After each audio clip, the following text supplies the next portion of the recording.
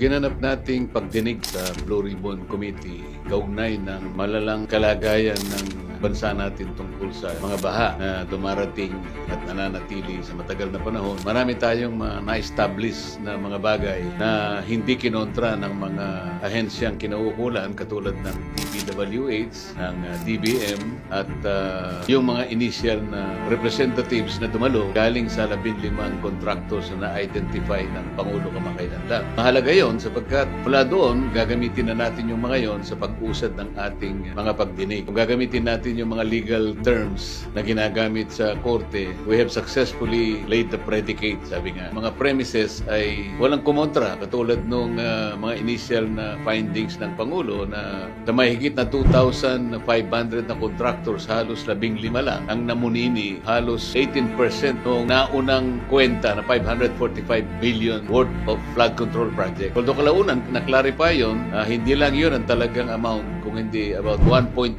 trillion sapagkat yung binanggit na datos ng Pangulo na 545, yun ay from 2022 hanggang 2024 lang. Kapag sinama mo yung 2025, aabot yan ng 1.2 trillion pesos.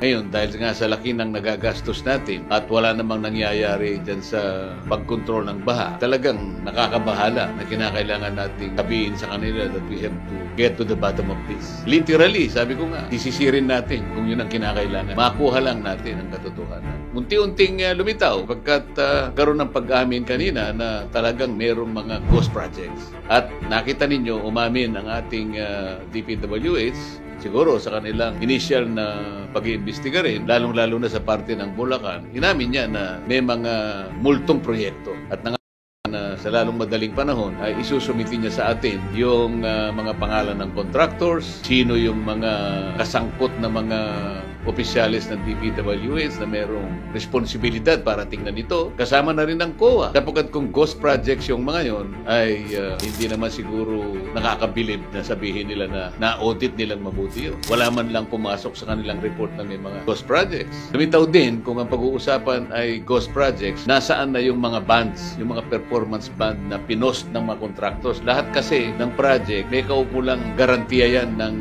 mga banding companies. So umamin si Secretary Bunuan na kapag na-establish niya yung mga yon, mapipilitan na habulin yung mga insurance companies na nag-post ng mga bonds para sa kapakinabangan ng ating bansa. Kinakailangan maibalik kung talaga ghost projects. Sa umpisa pa lamang yon. At nagmungkahi tayo na kung gagawin niya ng madalian ng pag-imbestiga na kanyang ipinangako, kung po pwede ay isangkot niya ang ating komite, yung Blue Ribbon, kapagkat meron naman tayong kakayahan na mag-deputize ng hanggang 2 staff natin upang sa ganun ay meron tayong participation. Ang pangako nga pa niya kasi wala naman tayong backhoe dahil ang paraan na gusto ng chairman ay tingnan natin physically. Kung yan ay may mga multo ay kinakailangan nating gibayin ang porsyon ng kanilang mga nicho para makita natin ang mga buto.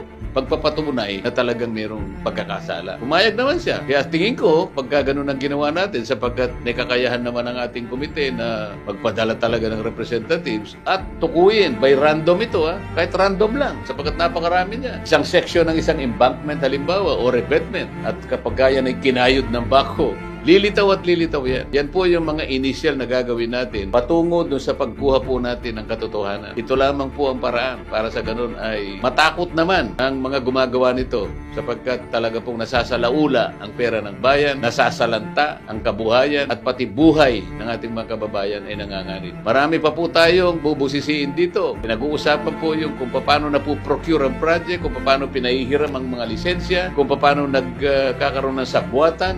Hindi po kasi po pwede na mag-bid ka sa maraming project sa buong kapuluan kapag mangyayari nun ay parang napakarami mong technical persons at napakarami mong technical equipment na imposible pong maipundar ng kahit kisino pang kontraktor. Yan po yung sisimulan nating tingnan at nakikita natin na makikipag-cooperate siguro naman ang mga kinauukulan. Hiningi po rin natin sa DBM yung mga pondo na nanggaling sa program funds at saka doon sa insertion ng mga bicameral conference sapagkat nakakuha po tayo ng impormasyon na dito po talaga nagagamit ang katiwalian sapagkat yung mga politikong involved dito nakakakuha sila ng komisyon na halos 30% ng project. At kapag isinama mo ang lahat ng mga komisyon, ang lahat ng may kinalaman sa project na yan, ang natitira na lamang po ay 26%. Ibig sabihin po sa bawat 1 milyon na pondo ng isang flood control project, 26 milyon na lamang po ang magagamit para tapusin ang project. Kaya po nasasalaula, hindi nagiging epektibo, ang nangyayari po ay parang walang nasasagkaan, walang napipigilan na